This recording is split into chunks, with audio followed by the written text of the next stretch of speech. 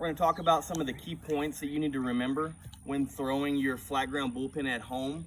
So again, we talked about in the last video about some of the 1, 2, 3, 4 processes, but there's a couple of key points that I want you to really make sure that we're focusing on when we're throwing a bullpen.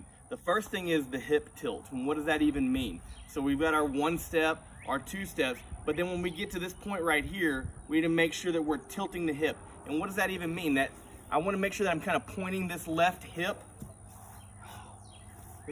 right here. I want to kind of point it upward. I want to try to get this hip higher, my front hip higher than my back hip. If you're left-handed, it would be opposite. So now I'm going to come set. Right here, I get my balance point. As my leg goes down, I want to try to tilt the hip. Okay, and that's going to cause you to break the back knee slightly.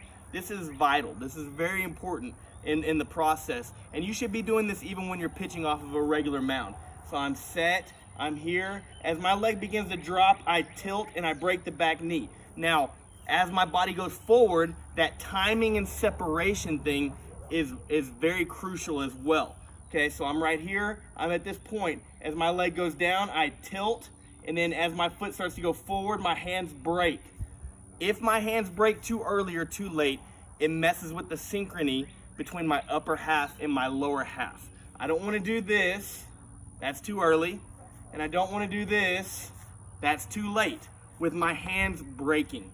I'm set, I kick, balance, 1 1,000, 2 1,000, my leg goes down, I tilt, I'm right here, I separate, and now when I throw, I need to make sure that my knee is bent.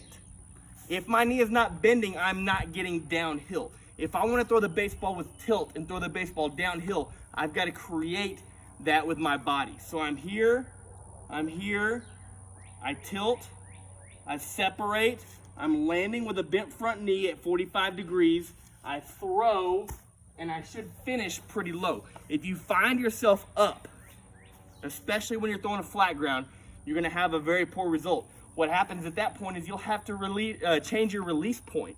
And we don't want to change our release point. A release point should be something that you memorize. It's body, it's about memorizing and having that, that consistent memorization of what we do with our limbs and everything like that.